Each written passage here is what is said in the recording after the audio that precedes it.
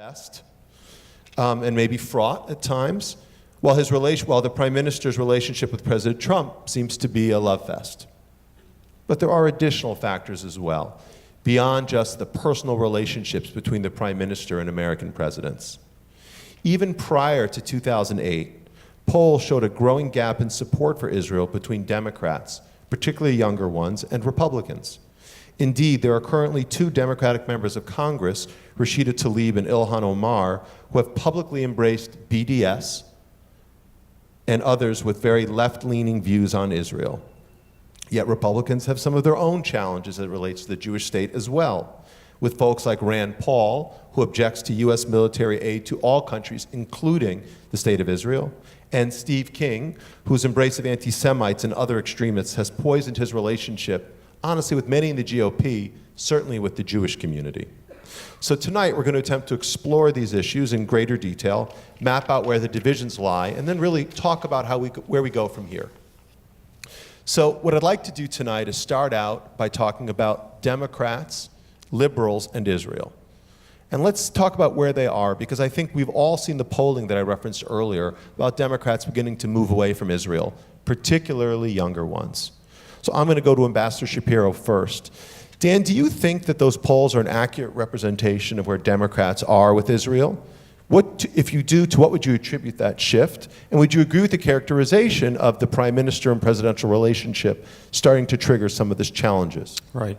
So first of all, thank you to IPF and ADL and the Stryker Center for hosting us. I'm looking forward to a great conversation with our panelists. I'm asked this question almost at any speech I give in Israel these days. The first question is usually, is Israel losing the support of Democrats, of progressives, sometimes they say of liberal members of the Jewish community or non-Orthodox Jews, some version of that question.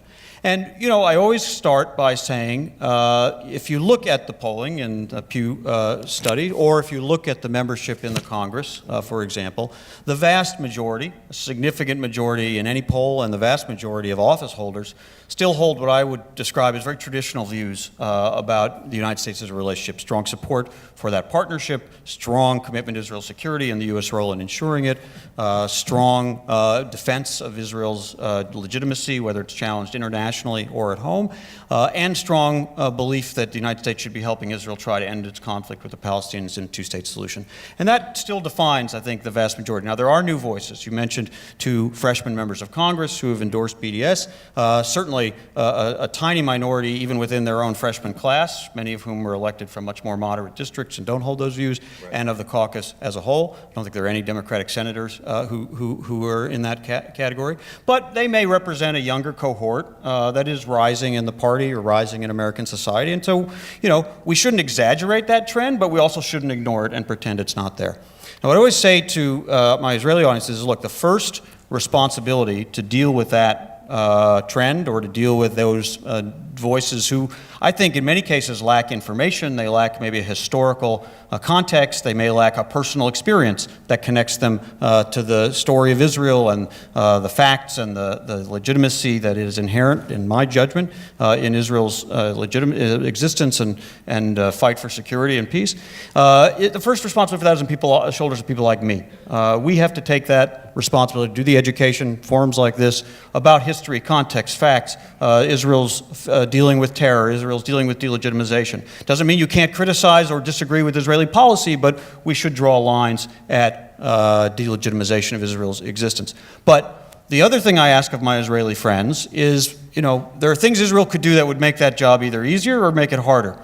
And a lot of times, what comes out of Israel makes it harder.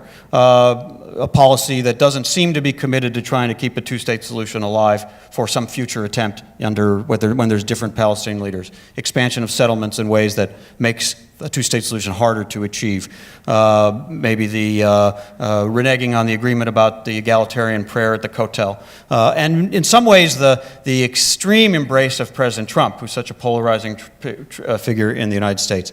So I always ask my Israeli friends to bear that in mind, that there might be a way to maintain that relationship with the president, that there might be a way to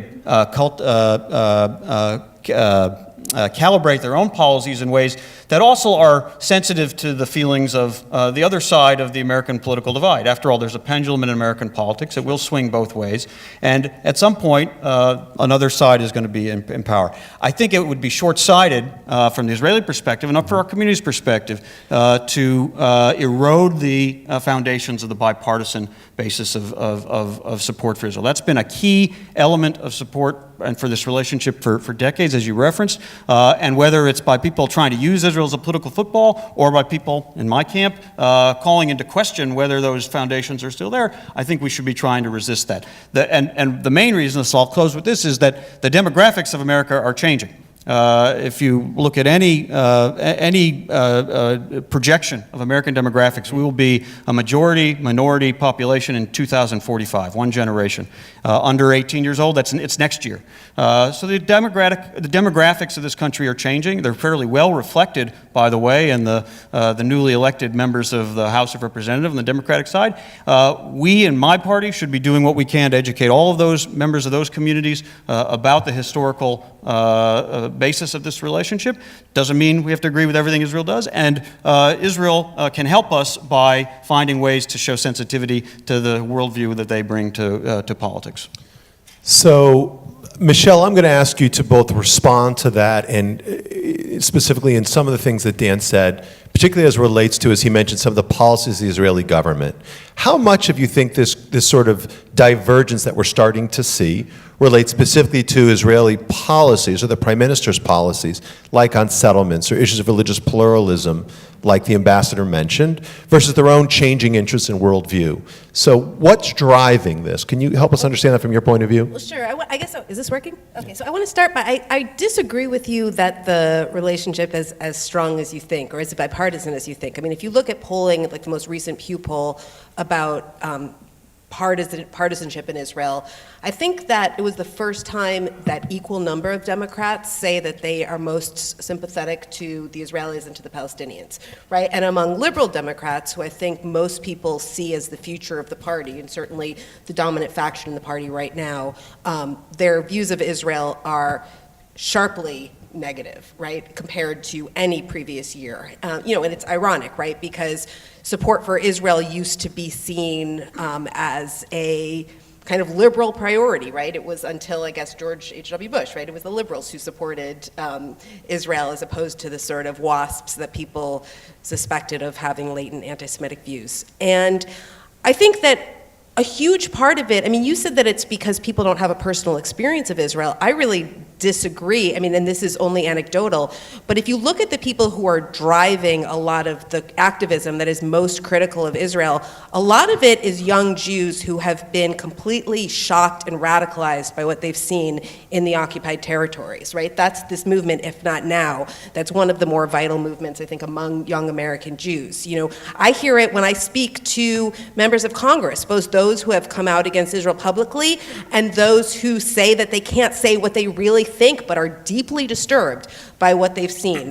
So I wrote down this quote from, some of you I'm sure saw this. It was from an interview with Benny Morris in Haaretz, right? And as you know, Benny Morris is a conservative historian. He started out on the left, but he has moved to the right. He's a supporter of Netanyahu, believes that the Palestinians are basically responsible for the kind of grim state of affairs between the two peoples. But here's how he describes the status quo. Already today, there are more Arabs than Jews between the Mediterranean Sea and the Jordan. The whole territory is unavoidably becoming one state with an Arab majority. Israel still calls itself a Jewish state, but a situation in which we rule an occupied people that has no rights cannot persist in the 21st century in the modern world. And as soon as they do have rights, the state will no longer be Jewish. So I think it is very hard to explain to an American liberal, particularly a young, someone who's on the left and young, that they should not support, that basically the Palestinians should be denied their rights to self-determination in perpetuity because otherwise it would basically threaten the demographic interests of the Jewish people. I mean, I don't think that leftists would accept that sort of argument about any other people, and I actually don't think liberals would make that argument about any other people. And so, what's happening now is that although most of the Democratic Party, as you're right, as you said, there's only 2 members of Congress who've come out for BDS. But I think that you see that is, that's where a lot of the base of the party is. So that's where a lot of the future of the party is, right? And so, although right now you see, for example, Eliot Engel, kind of an old line Democrat with conventional foreign policy views, doesn't want Congresswoman Rashida Tlaib to lead a delegation to Palestine. I think that Rashida Tlaib's and Ilhan Omar's views about about where our sympathy should lie in the region are probably ascendant. And then I would say that the other thing that I think has changed is that it used to be that American Jews on the left would maybe look at Israel and feel very uncomfortable with the way that Israel was treating the Palestinians. But the number of people who really who really kind of base their political identity around Israel, even among American Jews, I think is pretty small. And it used to be more conservative people who were sort of Israel voters, right? So the people who were maybe troubled by it, but it was, one of a constellation of issues that informed their politics. And what has changed recently is that, Israel it's no longer just about what Israel is doing to the Palestinians, right? Israel has now taken the side of anti-Semites, ethno-nationalists around the world, from Viktor Orban to the Polish government, to Donald Trump, who is regarded as an existential threat to many liberal American Jews, myself included. And so when the Israeli government sent Naftali Bennett here to cover for Trump after the massacre in Pittsburgh, to basically exonerate him of any anti-Semitism, I mean, for me personally, and for a lot of people I know, that was a Rubicon. That relationship will never recover from them siding, as I think a lot of us see it, against American Jews at a moment where we feel acutely imperiled. So I want to let Dan respond, but I do think it's just important to say clearly that not in my questions, right, and not today is on the table, the idea of permanently oppressing the Palestinians. So, I just want to make sure we frame the issues fairly. But I feel like that is, the Israeli government has basically given up on a two-state solution. I'll let Dan respond. So this is where the point I want to respond to. I don't disagree with Benny Morris's analysis of his description or diagnosis of the situation, which is precisely why the only outcome that actually ends this conflict, that actually keeps Israel a Jewish and democratic state, which is what it was founded to be, which is the Israel that is such a great ally to the United States. The only way Palestinian legitimate aspirations for self-determination and a state of their own will be met is in a two-state solution. And that is an essential component of the vast, vast majority of Democrats, and I think most American Jews, and probably most Americans' prescriptions of how this conflict should be addressed. So it doesn't exonerate Israel of everything or anything. It certainly doesn't also exonerate the Palestinians of everything and anything. It says we have an obligation, and of course we need Israel's help, we need the Palestinians' help, we need Arab states' help, the Europeans' help, to keep that very elusive goal alive. It's getting harder. It may be getting harder each year. It's not dead because leadership can make what seems impossible very, very quickly. But so Dan, let's talk about this issue of leadership. And so, as Michelle mentioned, Rashida Tlaib and Ilhan Omar have very different ideas than many other people in the party, like Chairman Engel and many others. Earlier this week, many of you may have seen this new group was launched by Mark Mellman, a Democratic Majority for Israel, with former HUD Secretary Cisneros, as well as former Governor Jennifer Granholm. That seemed very reflective of a long-standing consensus on Israel. So what do you think the future of the Democratic Party looks like? Is it the Granholm-Cisneros view? Is it an Omar Tlaib view? Is it AOC's left-leaning views? Like, what would you predict how this thing goes? I don't really make predictions. I think we should... I will. Patriots by 6 on Sunday. It's bold in a New York crowd, Jonathan. I don't make predictions. I focus on the work that needs to be done. There's plenty of work, which I, again, take on the shoulders of myself and people like me, leaders in our party, leaders in our community, to ensure that what I described is, I think, still the dominant mainstream view, which is support for Israel's legitimacy, security, and this relationship, and support for two-state solution in situations that will inevitably call on us to, or put us in a position of calling on Israel to do things that are hard and their own maybe current leadership resists, but also holding Palestinians accountable for their responsibilities. That, to me, is what the focus should be, and that is still very much, I think, the prevailing view, but with different voices, it's going to take work that I will take on, but I actually need some help from the Israelis to make that doable. Fair. So one more question for you, Michelle. So we talk about sort of where a youthful kind of the liberal constituency is on Israel, and as you said, maybe there was a Rubicon crossed when Bennett was here, and people feel alienated. But I do want to ask, why does a liberal crowd, which identifies with human rights and identifies with the oppressed, why do they so often resort to anti-Semitic tropes when they talk about the state of Israel?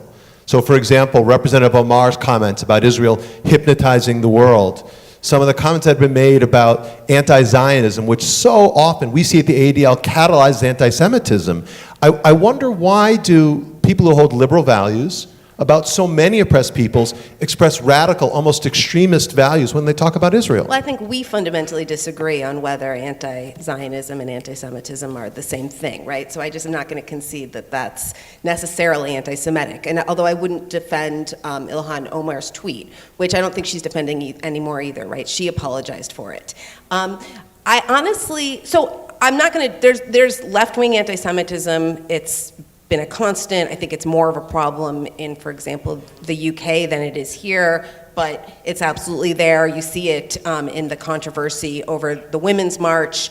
I do think, and I know from conversations, that because a lot of people on the left, particularly there's been a series of attacks or controversies involving Israel and various African-American women, some of them who've kind of come under attack for just opposing Israeli policy, some of whom have come under attack for actually, anti-Semitic rhetoric.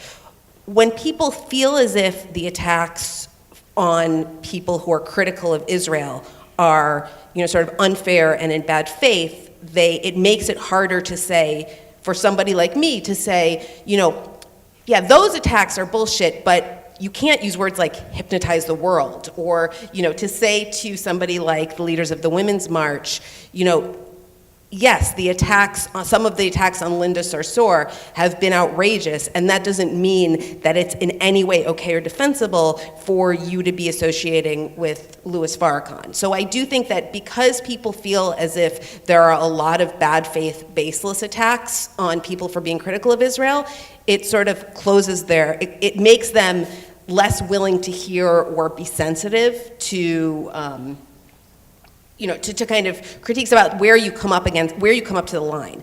And I think that there has been until now, so one of my colleagues, Michelle Alexander, recently wrote a piece that I'm sure, a lot of you didn't like. But one of the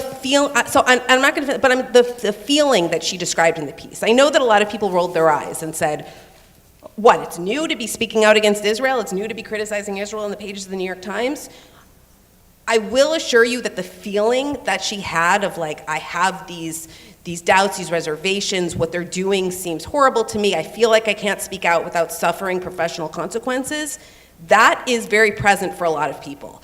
And that taboo is real. And the taboo creates, I think, a kind of countervailing sense of hidden truths, right? That we're going to speak out, and we're going to be brave, and we're going to reveal how awful this place is. And so I feel like it becomes a sort of a melodrama where, because there's these two countervailing pressures that I feel like it's very difficult to speak kind of rationally and forthrightly about real human rights abuses in the West Bank.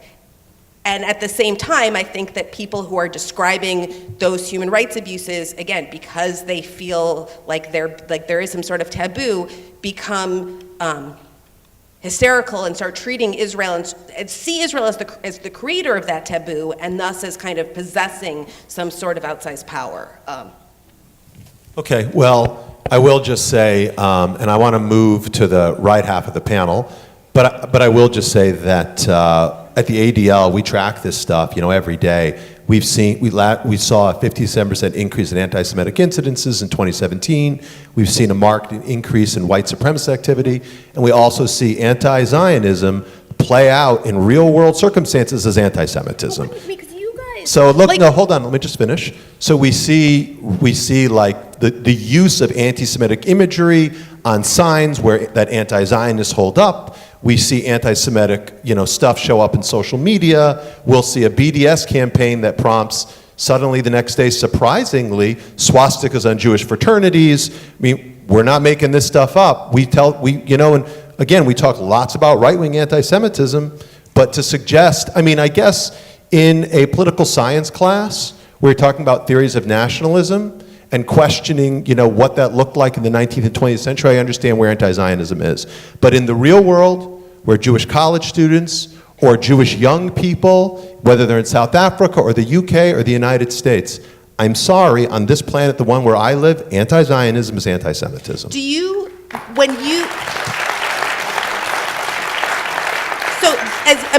I don't want, as the moderator, to how about this? Hold the thought. Let's go to these guys, and then we'll jump in. Oh, please.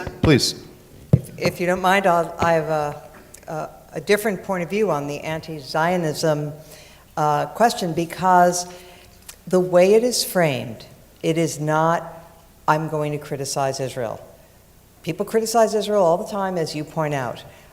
We criticize the government of Great Britain. We criticize the policies of the Italians and the Canadians and everybody around the planet with great abandon, but we don't say that we are anti the defining ideology that means Zionism is the idea that the Jewish people deserve a state of their own. And that, when you say you are an anti-Zionist, you are denying the legitimacy of Israel to exist. And that's why it's different from just criticizing.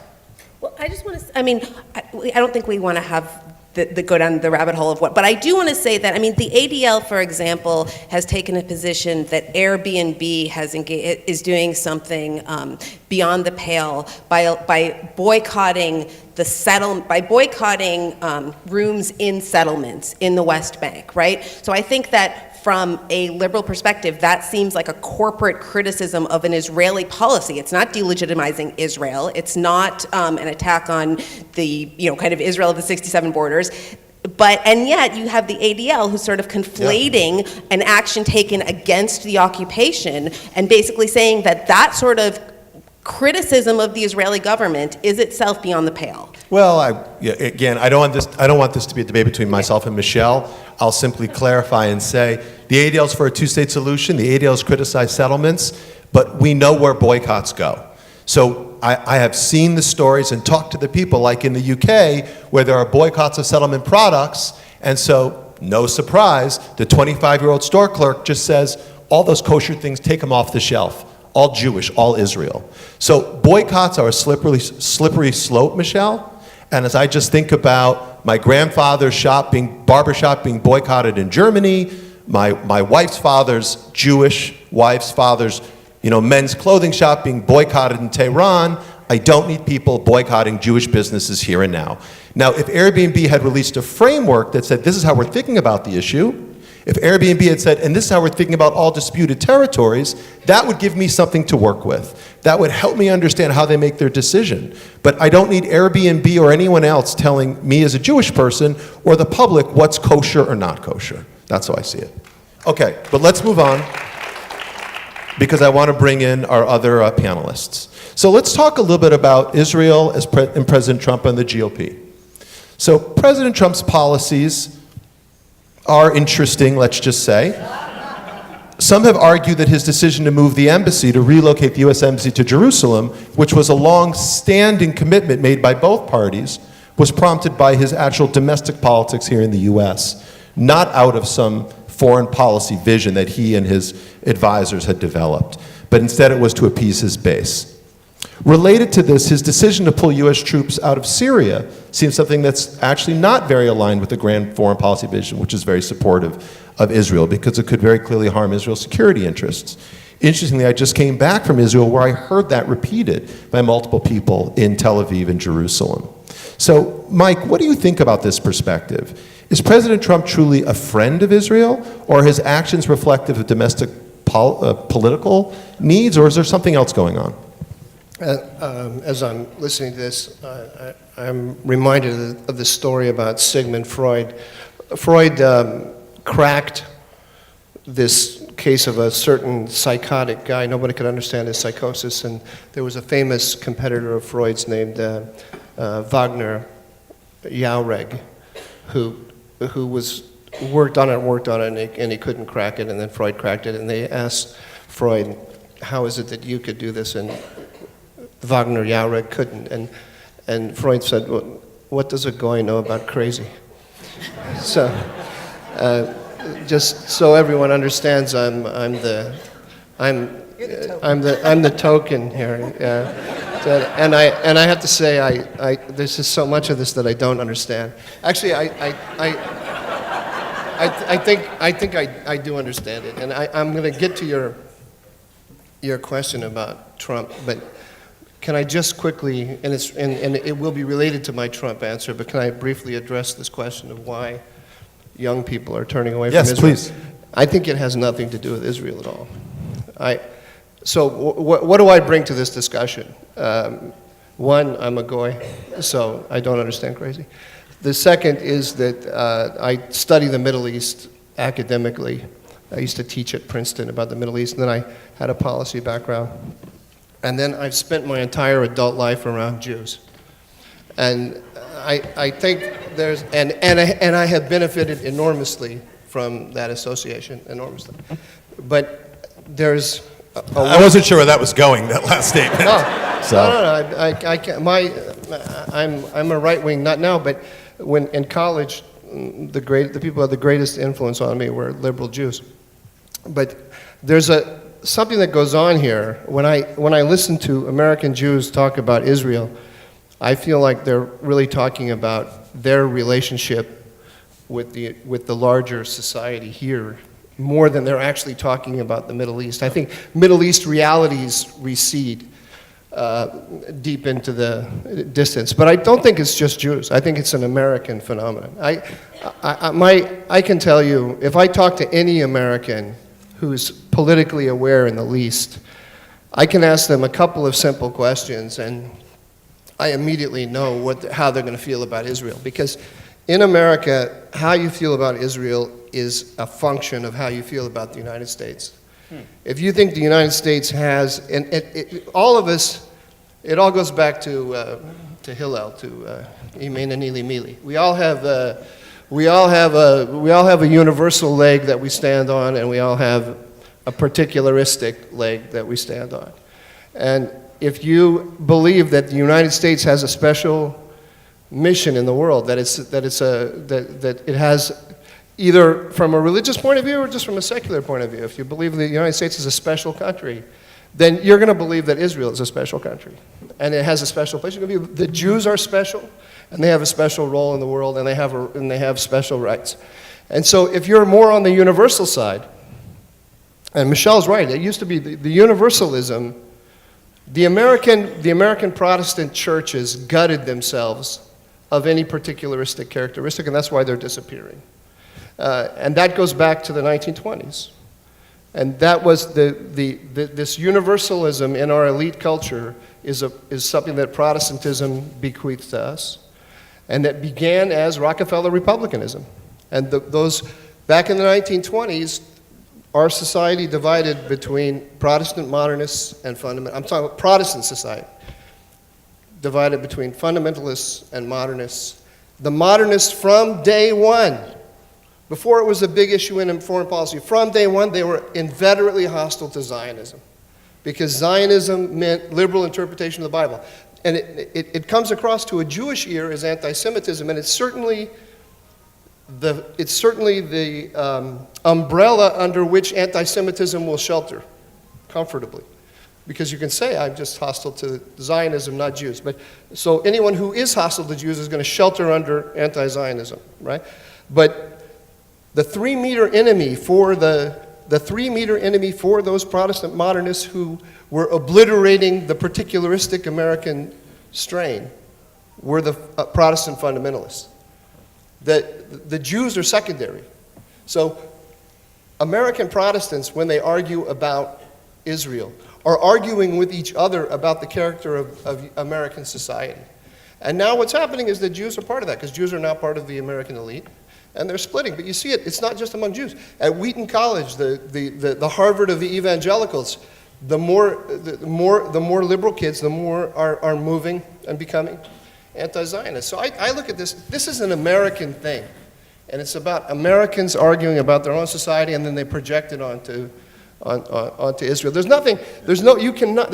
no policy any Israeli government could ever do that is going to take somebody who believes in gender fluidity and turn them into pro-Zionist. Even though we all know that Israel is very socially liberal with regard to all these questions of gender. Right. So, not going to work, because it's not about Israel, it's about America. Mona, do you want to respond to that?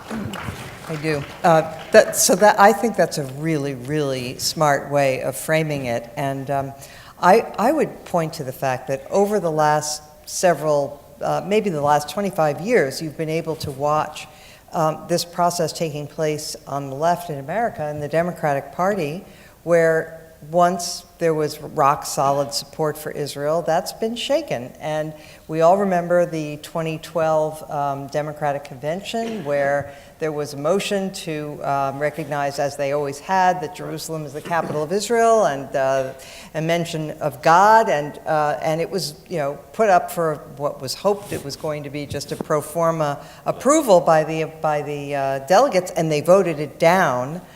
Very clearly, they shouted it down. That was a tell.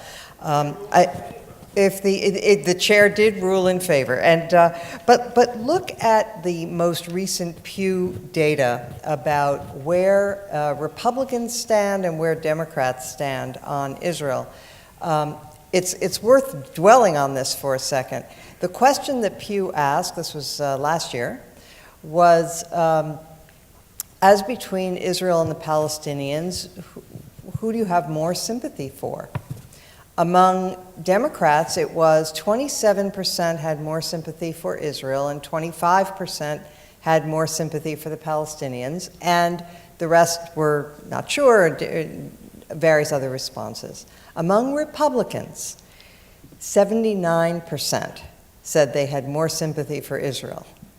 So there you have this huge bifurcation that is happening in American politics and American life on the subject of Israel. And I think no matter where you are on the political spectrum, if you're a friend of Israel, this is not good news. This is something that, support for Israel being a bipartisan matter is really important for Israel's security, because American governments will come and go, and sometimes the Democrats will be in and sometimes the Republicans, but you want Israel to have good relations with both, and you want there to be a broad consensus in the American public that the friendship is an enduring one. So it is a worrying sign that it has become so partisan. And I just want to say one other thing about American Jews and the interesting divergence between Jews over the age of 65 compared with those under the age of 30. There's a vast, vast difference in support for Israel and in attachment to Israel, sentimentality about Israel. And yet, there's one other factor about what's happening to American Jews that flips the script. What's that? The American Jewish population, having been majority liberal and secular for all of our lifetimes, is changing. It is becoming more and more Orthodox. And in less than a generation, we are going to begin to see that in the way Jews vote and in the way they participate in American life. If you just in this city, in New York City and the environs, 61% of Jewish children are Orthodox. And that is the pattern that around the country. The Orthodox are having an average of 4 or more children. The Reform and Conservative are having very few, and they're intermarrying at very high rates, and the complexion of American Jewry is radically changing. Can I just say one sentence? Just I think you're saying, but if you're not, then I want to say it. Further to what I said, I think the single greatest litmus test of how a young Jewish person is going to feel about Israel is how they feel about their own tradition, and how they feel about God, and not the same thing. You just attachment to tradition itself is going to be a pretty good indicator. Well, and Can I among the just Orthodox, respond to that? attachment to Judaism is attachment to Israel is far stronger Dan, we'll go to you. than it is among secular and less observant Jews. That's a Let's- fact. Let's go. These stats are right. 4.1 Orthodox, 1.7 conservative, even less Reform. There's a lot to respond to here. We haven't gotten to Trump yet, but I never did answer that. I know. I can't answer It was that. a good dodge. I wasn't dodging. I'm not dodging. No, I want to respond on the Pew study. When the Pew study came out last year, about this time, I co-authored an article in The Atlantic with Tamara Kaufman-Wittes from the Brookings Institution. The title of it was How Not to Measure American Jewish Support for Israel. And it dealt specifically with that question that Mona cited, which is the one that's often cited, that shows declining support for Israel by comparing, are you more sympathetic for Israel or more sympathetic to the Palestinians, and the relative parity of those numbers on the Democratic side. And we argued, and I think there's plenty of other polling data, both within the Pew study and in others, like University of Maryland public opinion studies, that shows that that doesn't measure whether people, Democrats, let's say in this case, are supportive of Israel, supportive of maintaining a close U.S.-Israel relationship, supportive of the military assistance that we continue to provide, and that President Obama upgraded with the $38 billion MOU, that doesn't want to see Israel continue to thrive and be secure from and protected from all the different threats it faces. It does describe, are people concerned and frustrated by a conflict that seems to be in a total stalemate, and which there seems to be no end to, and in which there is sympathy for the Palestinians?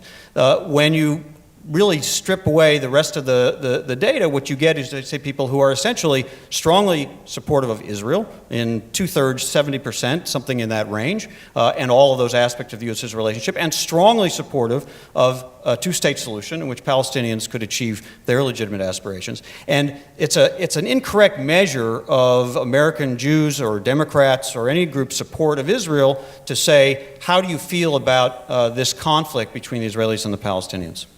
Michelle. I just want to push back quickly on, well, two things. I think I understand why everybody's kind of clapping at the idea that this has nothing to do with Israel, right? Because that sort of exonerates Israel, and it says that, you know, that that people's opposition to the settlements, opposition to the treatment of the Palestinians is not real. It's just an illusion. They're just projecting their own sort of provincial concerns onto this conflict that they don't understand. When I talk to Jews who are leaders in sort of these movements that are very critical of Israel, they are almost always people who sort of started out with very conventional, liberal Zionist convictions and were radicalized by their actual experience of what they see when they go and visit the occupied territories.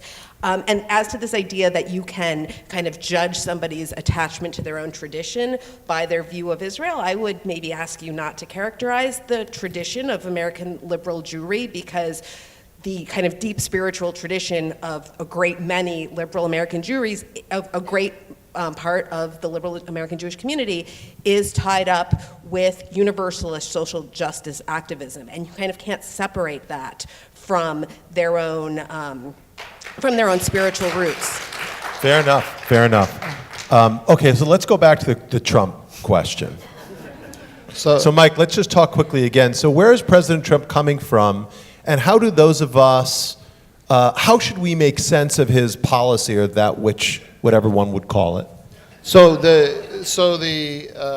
movement of the embassy to Jerusalem was just fantastic domestic politics, particularly for a populist, because of the numbers that Mona read. I mean, the base is America. America's a pro-Israel country, and people like me, I'm not a Protestant, but I'm a Catholic, but I'm not Jewish, and I'm a Zionist, and I don't have any qualms about it. I watch my Jewish colleagues, even conservative, politically conservative Jewish colleagues. I watch them get very uncomfortable when Trump moved the embassy, because it kind of, 2,000 years of Jewish history say you should keep your head down, don't put your head over the parapet, don't draw attention to yourself, all that kind of thing. So it just, when there's this much attention drawn to it, it makes them very nervous. I thought it was great. I felt the same way when Prime Minister Netanyahu came and talked before Congress. And I saw the same discomfort among my Jewish colleagues who agree with me, my Jewish colleagues who agree with me politically. So look, particularly in a populist era, Trump was saying, every president promised for the last, I don't know how many years, 20, it's a matter of U.S. law. Since President Clinton, I think, since even 1995. before, Obama I didn't think make the they promise. promised to move the, No, he did not. well, whoever. Anyway, this has been, all these candidates are promising, nobody delivers. And so this is tailor-made for Donald Trump. Because what did he do? He changed a plaque on a building, put a couple of officials from one building to another, and it made liberal heads explode. That was, and he got, I don't know, a week of coverage about it, and everybody said, all hell is going to break loose in the Middle East, and of course it didn't. So this is, as domestic politics is beautiful, but there's also foreign policy in it as well. And Trump does have a conception. Trump believes, and not just Trump, the entire Republican establishment, believes that President Obama moved the United States away from America's traditional allies in the Middle East. 3 of them are of greatest importance. That's Saudi Arabia, Israel, and Turkey, because those are the only countries in the Middle East among our traditional allies who have the ability to project power beyond their borders. And Trump is moving back toward all of them. And he signaled that right away when he went to Saudi Arabia and to Israel in his first trip. And now the pullout from Syria is an attempt to see if we can reach a new accommodation with Turkey. Now that makes the Israelis very uncomfortable, but it's part of a coherent conception, which is a return back to traditional allies. Okay, well, I would just say it seems to clash directly with his stated comments on Iran and pushing back on kind of the malevolence of the Iranian regime. So I don't know how that squares is that the a coherent policy contradiction? frame. To pull back from Syria to work out a cohesive arrangement with Turkey does nothing to address the presence of Iranian militants, supported militants, or Iranian IRGC forces in Syria. No, it's a mixed issue. It's a mixed issue. The Iranians are building a land bridge or a corridor from Baghdad to Beirut, and that was made possible by President Obama's policies. Let's not forget that. And we have 2,000 troops in the Syrian desert that are there with an explicit mission to fight ISIS. They cannot fight Iran. They did have a clash with Russian and Iranian, with Russian and Iranian-led forces last February, but that was because they were directly threatened by them. They have the military has time and again said they have no counter-Iran mission, and the left wing of the the Democratic Party, including senators like I'm sorry, I'm drawing a blank on his name, from Connecticut. Chris Murphy. Oh, Murphy have been vocal about the fact that there's no counter-Iran mission for the forces there. Now the Turks are very hostile to the Assad regime, which is the primary proxy of the Iranians in the world. And the Turks are now defending Idlib province from the Russians and the Russians, Iranians, and the Russians, Iranians, and the Syrians who want to take it back. So through that channel, the U.S. is putting significant pressure on the Iranians. It all depends on how we move the forces out of Syria.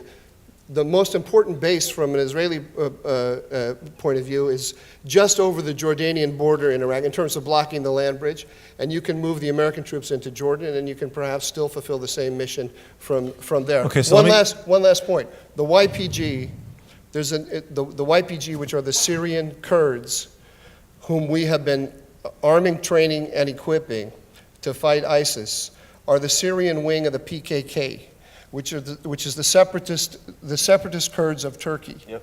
Right. We have been building up a Kurdish separatist state in Syria that gives strategic depth to the Kurdish separatist terrorists on the U.S. terror list in Turkey. Imagine if the United States went into Jordan, built up a Hamas state in Jordan, and when the Israelis said, hey, what you're doing is going to affect our relations with the Palestinians in the West Bank, and the United States said, sit down and shut up. That's what we've been saying to the Turks. The YPG, by the way, last comment, the YPG has very good relations with Tehran and very good relations with Moscow. So what we have been doing through this very ill-conceived policy of building up the Kurds is we have been taking an Iranian and Russian asset, arming it and training it and building it up so that it can fulfill its traditional role of undermining an American ally, Turkey. It's very unwise. I'm sure that's exactly the way Donald Trump thought of it. You think? Hold on, Mike. No. But Donald Trump. We know that Donald Trump made this decision in conversation with Erdogan. Yes. And right? nobody on his own national security team. Do you think that Erdogan isn't saying these things to him? So, Mona, let me ask you, has Donald Trump been good for Israel's security? Bad? What's the net, would you say, January 2019? My worry about Donald Trump's effect on Israel is that he is contributing to this, what I was talking about earlier, the hyper politicization of support for Israel. So he is driving many people in the middle and on the left to a position that says, well, if he's so in bed with Netanyahu must not be somebody that we like. Mm-hmm. And he has also, unfortunately, befriended and had very nice things to say about some of the worst actors on the planet, Kim Jong-un and the dictator in the Philippines, Duterte, and of course Putin. And so his reputation, understandably, on the part of Americans of goodwill, has suffered. And because he's thrown his arms so much around Israel, I'm worried that there's a certain taint that will entail. And so that's my worry. I think, though, moving, in fairness, I thought moving the embassy to Jerusalem was a good move. Other nations, a few, have followed our lead. Not everything that Trump does is wrong. And so, on balance, I'm much more worried about what he's doing to American public opinion vis-a-vis Israel rather than what he's doing on the international stage. Just briefly, I strongly agree with Mona, her description of some of the foreign policy very unusual positions and relationships that the president has struck up, the politicization of that as it relates to Israel as well at home. I'd say Israelis are quite appreciative of him, and understandably so. Moved the embassy to Jerusalem. By the way, I did support that, although felt it was not done as well as it should have been to make some recognition of Palestinian aspirations for a capital in East Jerusalem. But on its merits, it was the right thing to do in my judgment. Certainly, it was popular that he withdrew from the Iran deal. The Prime Minister's broad criticisms were broadly supported in Israel.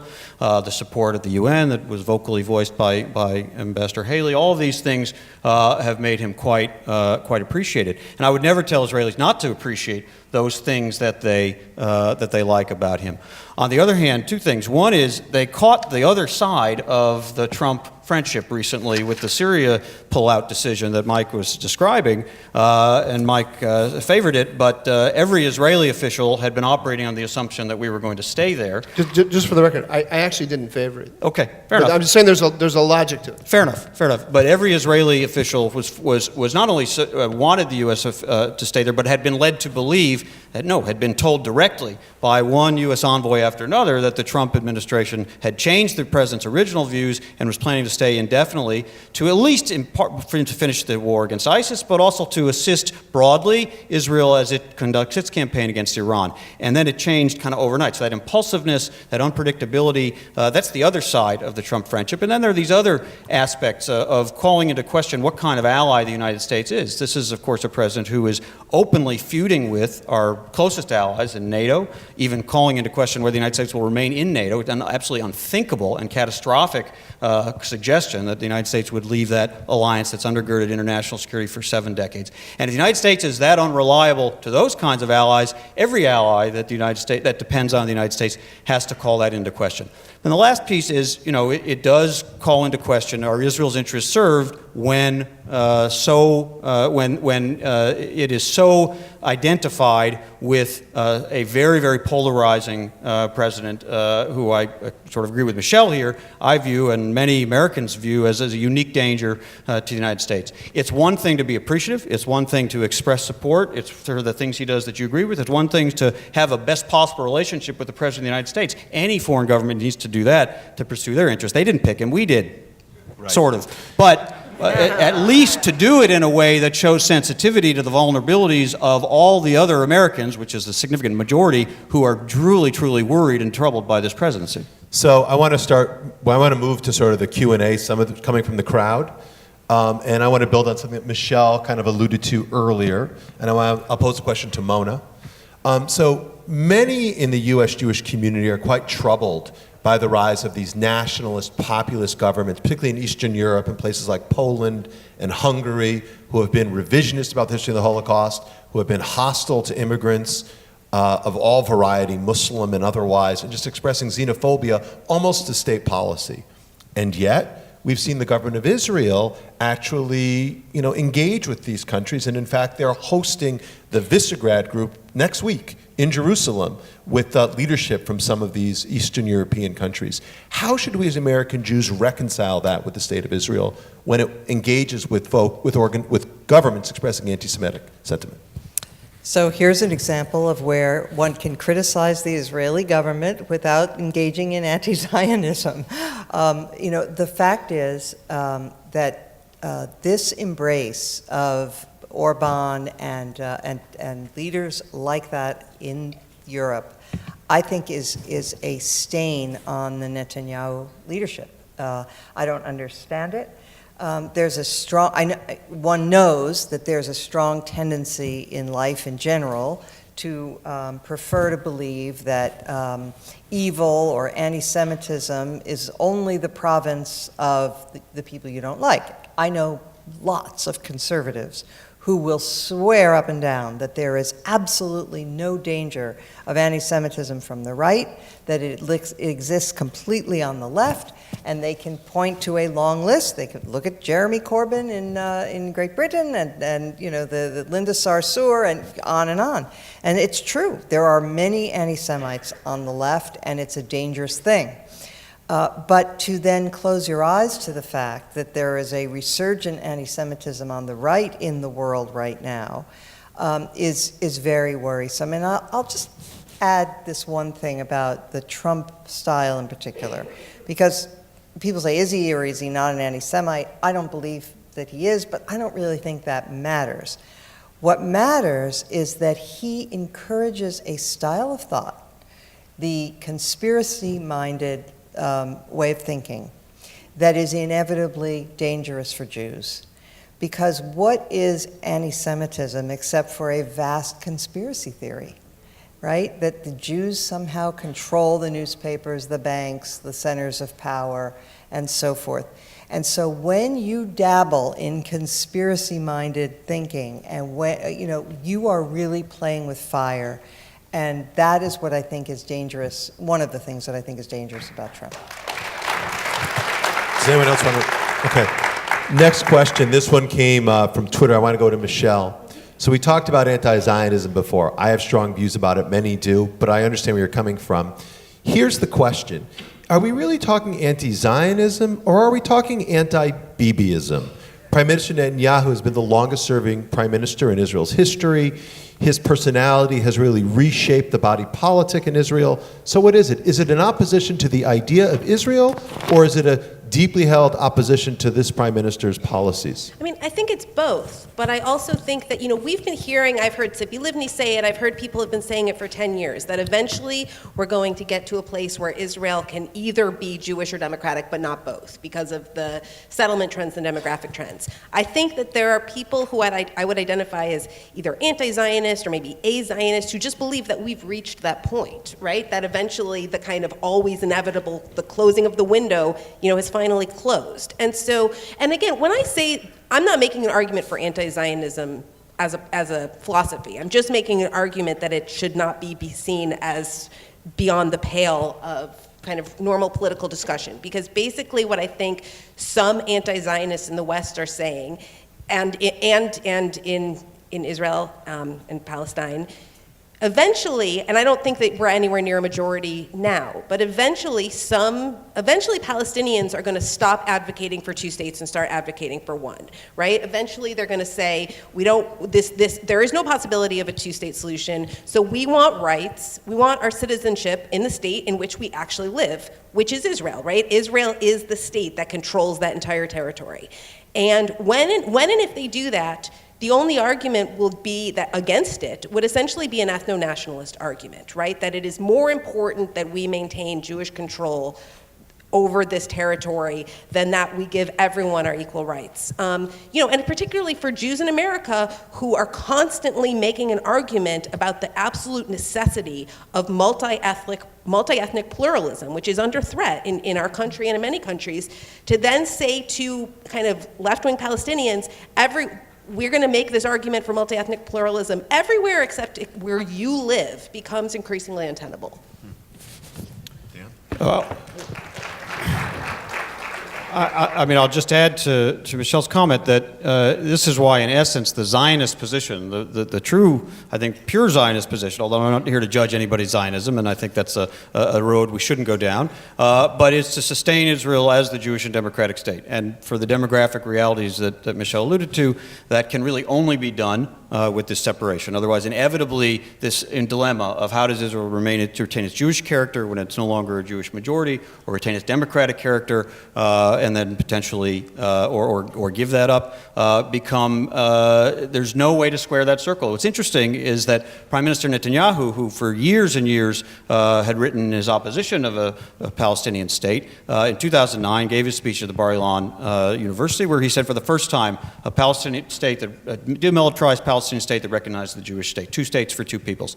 And he stuck with that through the peace negotiations that the Obama administration led. More recently, he doesn't give voice to that, and clearly that's not the dominant view of his party or his coalition. And so it will take some very significant change of leadership. But it was he who said, Israel, I don't want it to become a binational state. And that's the description that Michelle just described, a binational state, and where there will be increasing calls for one person, one vote. That over time is going to erode that sense of the common values with this evolving demographics in the United States. So one should bear that in mind as well, that if we get to a point where it's very hard for many people, these people in the international community, quite a few Americans, and not a small number of Israelis, to say, well, it's really still fulfilling that democratic description as well as its Jewish character. Obviously, the relationship's going to be different. It's hard to characterize how it'll be different. I think we can have a security partnership for many years, but the common values that's also been really the foundation on which the security partnership has been built will erode. Can I jump in on Sure, that? Mona. Oh, sorry. Did you? Go ahead. Okay. I think probably all of us on this panel, most people in this room, I'm sure, would agree that the ideal solution for Israel's predicament and the Palestinians' predicament is two states for two people living in peace. That's not up for debate. What's up for debate is how do we best get there because of the nature of Palestinian society, because of their rejectionism, because of their resort to terror, because of their crazy political system where they have Hamas in charge of Gaza and Fatah in charge of the West Bank, etc. And just by the way, my reference to new leadership refers to Palestinian leadership just as much as Israeli. Okay, so You know, I would, as somebody who's pretty, hard line about Israel's security and so forth, I agree that some of the settlement activity is provocative and should be pared back. But where are the calls for the changes in Palestinian society that need to happen before they can be a partner for peace?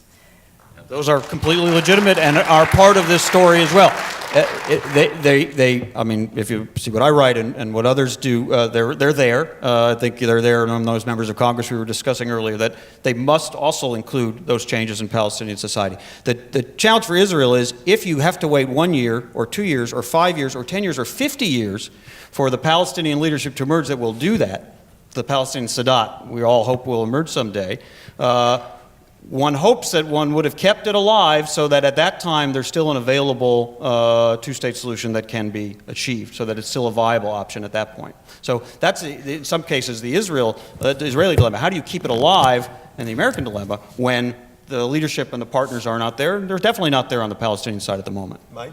I want to make the case for Prime Minister Netanyahu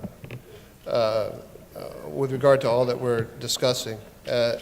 First of all, with respect to this, there's not going to be a two-state solution in the next 8 years. I'll be surprised if I see it in my lifetime. And if there is a two-state solution, if there's an agreement between the Palestinian Authority and an Israeli government, whether it's Netanyahu's or any other, it's not going to change the landscape of the Middle East in any significant way. Because the Palestinian Authority cannot speak for the Palestinian people. Gaza is run by Hamas. Hamas has a huge chunk of the population on the West Bank. So you're going to have an agreement between a small elite, maybe backed by some segment of the Palestinian population, and then you're going to have all the rejectionists who are going to be supported by Iran and God knows who else in the world who want to attack Israel. And it's going to look a lot, the world is going to look a lot like it does today. It's really not going to change things that much. So there's just a practical reality here. I go back to what I said before. When I listen to these discussions, I think they really have much more to do with America than the actual practical problems that Netanyahu faces. He's also got an existential enemy with respect to Iran. Iran is a nuclear threshold power. It is expanding across the region.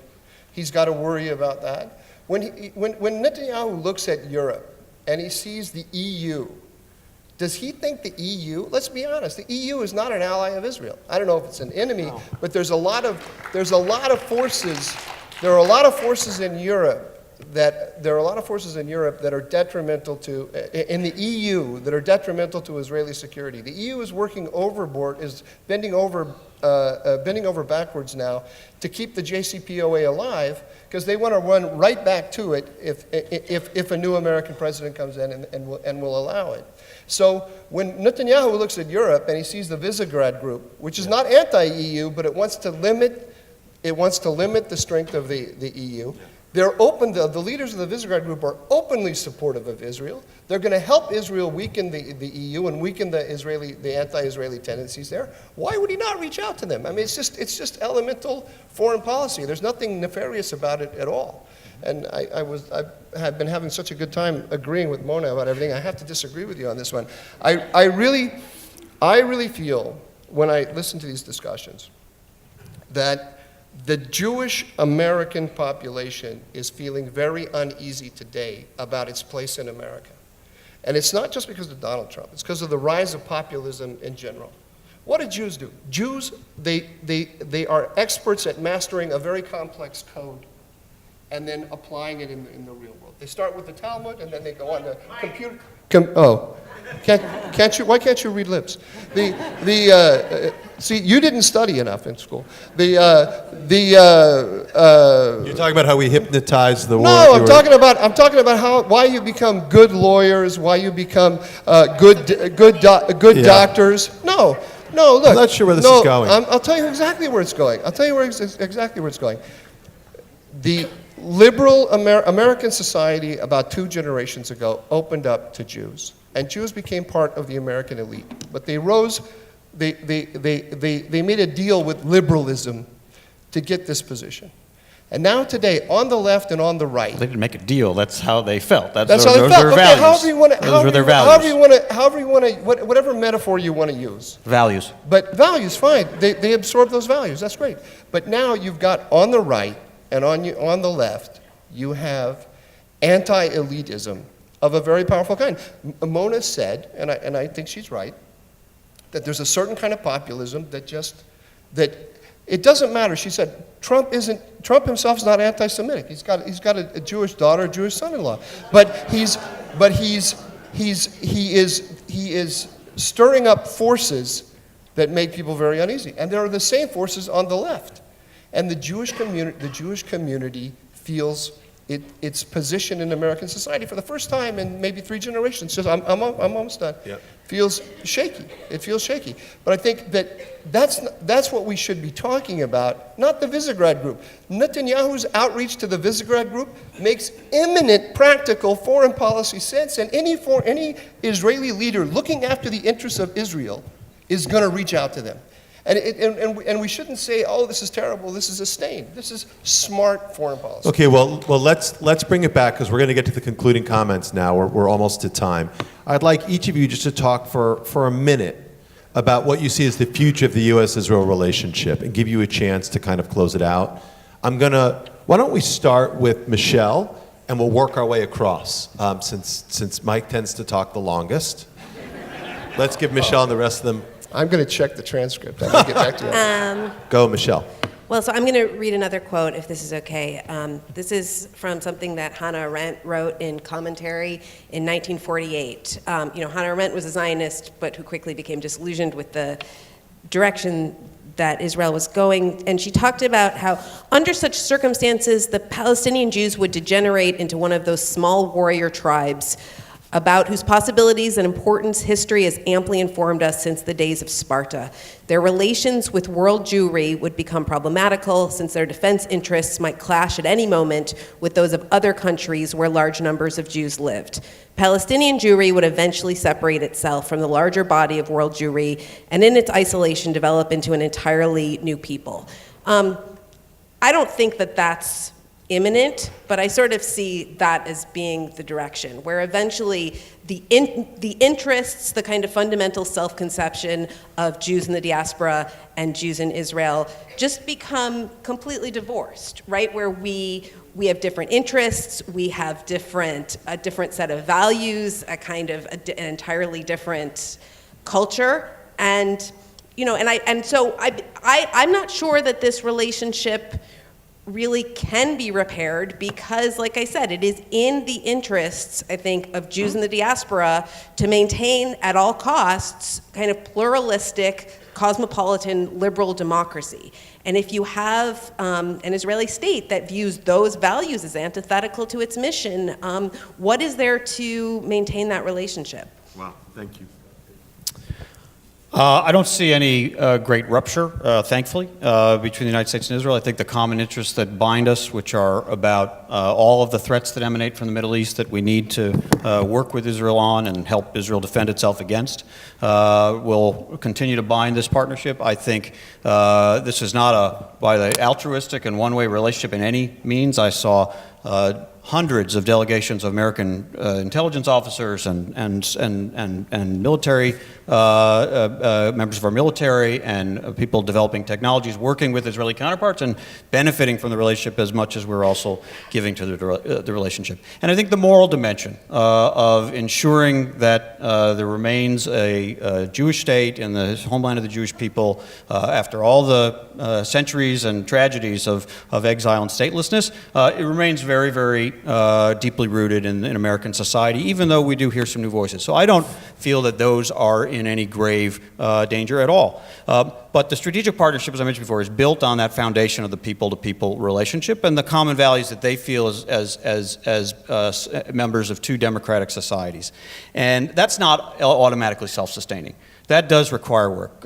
Talked about the demographic evolution in our country. There are demographic evolutions in Israel as well. And there's a lot of work to be done to make sure that these rising populations of both countries continue to identify with one another as fellow democracies, as holders of common values. That is going to take some work. And to the extent that it's not recognized, whether by Israel supporters, maybe most fervent supporters in this country, or maybe the current administration you might put in this category, or by Israelis, or at least certain Israeli governments, it could actually cost us over time the ability to sustain that basis of the common values that allows the strategic partnership to be so successful. That's going to be there. I'll advocate for it as long as I live, but we need help from all those other contributors to those tensions. Mona.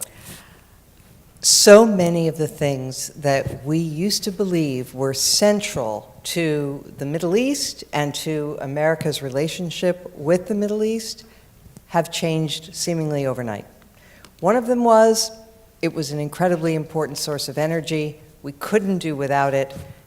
They had us over a barrel, if you don't mind the pun.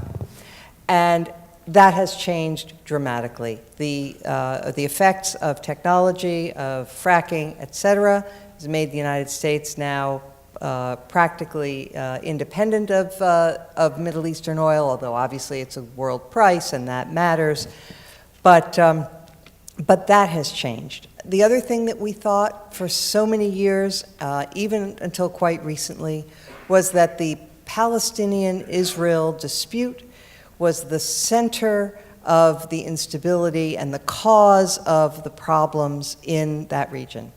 And over the last few years, we've seen that get exploded completely. It wasn't just the Iran-Iraq war, it wasn't just the invasion of Kuwait by Saddam Hussein, it was also the Arab Spring. It was the conflicts between the Saudis and Iran that are playing out in their proxy wars around the region.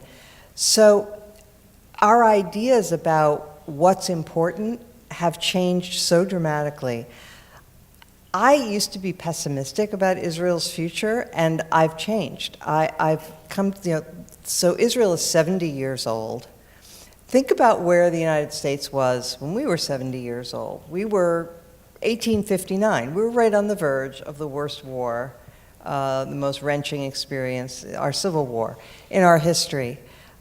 Israel, at the age of 70, is well established. It is thriving economically. Of course, it has problems. But it's discovering some new allies in places that it didn't think it would, even among some of the most, what used to be called rejectionist Arab states. So I don't know what the future holds. So many surprises have come just in the last few years. But I would say that Israel is an established fact. There's no longer any realistic expectation that Israel will be wiped off the map or destroyed by its neighbors. It's here to stay, and hooray for that. Mike's got the last word, and then we're going to hear from David Halpern from the Israel Policy Forum with some concluding thoughts. That's one of my favorite lines to hear. Mike gets the last word. Israelis are pragmatists, as I know them. In Israel, it's got a very fragmented political, because of the proportional representation, it looks very fragmented, but there's a kind of solid majority, commonsensical understanding of things in Israel. The dominant feeling among Israelis is not that they want to oppress Palestinians or that even that they want to hold on to the West Bank. What they really wanted in the first part of the last decade was disengagement from the Palestinians to the extent possible, and that's why Sharon pulled out of Gaza. And they wanted disengagement further. It's why in 2000 they pulled out of Lebanon, they pulled out of Gaza, and Sharon was ready to pull out of the West Bank. That was the next part of the plan. I know that because I was in the White House working on it at the time. But they learned through bitter experience that when they pull back from areas, that they don't find people who want to cut a deal with them on the other side. They find just the opposite. They left Lebanon, under the theory that the whole reason that Hezbollah was being hostile to Israel was because of the occupation of Lebanon. They got a Security Council resolution, unanimous Security Council resolution, saying that they left Lebanon, and the missiles and rockets followed them. The same thing is true of Gaza. They're very practical people, and they can look and see that there's no simple solution here in the future. I think that we shouldn't start from the position that we understand their situation from a position of moral superiority. Mm-hmm. And we shouldn't think that it's our job to teach them how to be moral, especially when we don't have to bear the consequences of our morality. If we demanded sacrifices and it was our children who were going to be rocketed and missiled, that's one thing. But when we demand that other people make sacrifices for our morality that they're going to pay for with their lives, I think then we should say, well, maybe we're not really being so moral. Mike, Mona, Dan, and Michelle, thank you all so much. We're going to turn to David for some concluding thoughts. Hello, I'm David Halpern, Executive Director of Israel Policy Forum. Please join me in thanking Jonathan and this extraordinary panel. I want to thank Shia Lerner of the ADL, Barry Schwartz of Israel Policy Forum, Erica and Gadi of the Stryker Center for putting tonight together. And I want to encourage you all to join us for the last program in our Across the Divide series. On April 11th, we will engage leading rabbis from across the denominational spectrum as we continue to examine the divides impacting the future of the Israel diaspora relationship. Our first program happened during a terrible snowstorm. Tonight was the coldest day of the year. I hope you will join us on April 11th, despite the rainstorm that's definitely coming. You'll bear the weather. That program will take place 2 days after the Israeli election on April 9th. I'm pleased to announce tonight Israel Policy Forum's new online resource on the elections with polling data, new analysis, exclusive there, israelpolicyforum.org/elections. You can check it out right now on your phones. And lastly, I want to welcome all the young professionals that are here tonight to join us immediately following tonight's program. Downstairs in the Blumenthal Hall, we will have staff from IPF ATID and ADL, among other organizations, convening facilitated conversations on tonight's dialogue as we continue the conversation downstairs. If you're not sure if you're a young professional, you're probably not a young professional, but we welcome you downstairs anyway, one flight down in the Blumenthal Hall. Thank you once again. Please get home safely, and see you once again. Thank you. Good night.